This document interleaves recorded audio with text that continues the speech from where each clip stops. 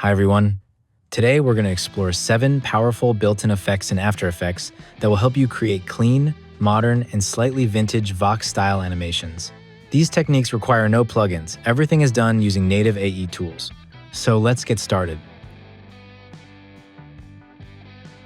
First, let's create a new composition and add a background solid. Now we make another solid and apply the grid effect.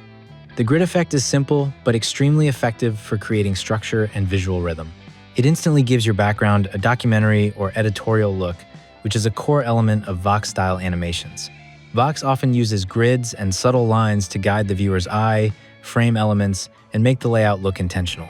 You can adjust the size of the grid cells, the line thickness, and the blending mode.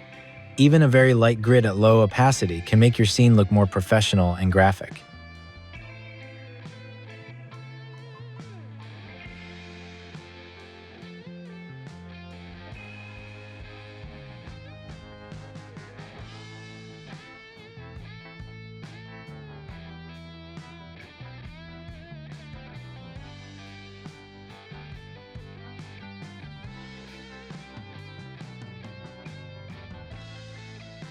Next, let's create a circle shape.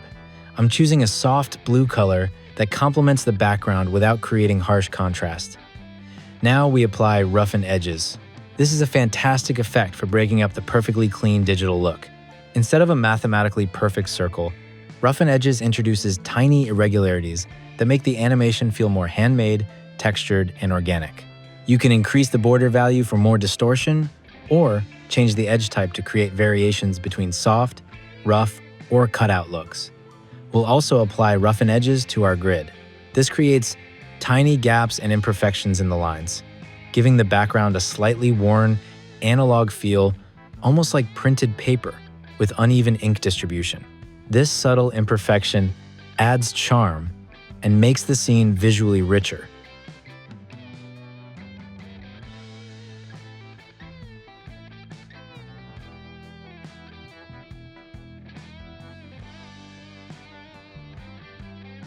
Now we animate our shape using position. The key to Vox-style motion is crisp, intentional movement. Once we set the keyframes, we apply Easy Ease and go into the graph editor. By adjusting the speed curve, we create smooth starts and fast transitions, giving the animation a snappy, modern editorial feel. Vox animations usually have a quick in, quick out style that makes the motion feel precise and confident. Next, we apply Posterize Time on a new adjustment layer. Setting it to around 12 frames per second creates a frame-skipping effect that looks very stylized and intentional. This is a key part of many Vox-style animations. Reducing the frame rate eliminates overly fluid motion and gives the animation a more step-by-step data visualization feel. It also adds personality. The movement feels a bit choppy, like stop motion or printed motion graphics.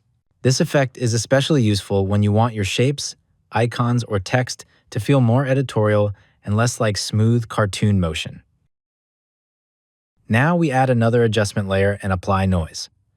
Noise is crucial for 2 reasons. First, it gives your project a vintage, analog touch similar to film grain or printed texture. Second, it helps eliminate color banding on gradients and soft transitions. Even a small amount of noise, around 3 to 5%, blends the colors more smoothly and makes your animation feel less digital. Keeping color noise turned off gives a clean black and white grain that works well with editorial and documentary styles. Now let's build a halftone texture using only built-in effects. Start with a new solid and apply fractal noise. Increase the contrast to create strong differences between black and white areas. Next, apply CC ball action, which turns the noise pattern into hundreds of tiny dots. This effect is perfect for simulating halftone textures, old printed photos, or retro newspaper aesthetics. Then we use Color Key to remove the white areas, leaving only the black dots. Finally, apply Fill to match the dot color to your background or your design palette. This creates a beautiful halftone pattern that you can overlay on text, shapes, or backgrounds. Try experimenting with ball size, twist, and opacity. You can achieve anything from subtle grainy shadows to bold comic-style dots.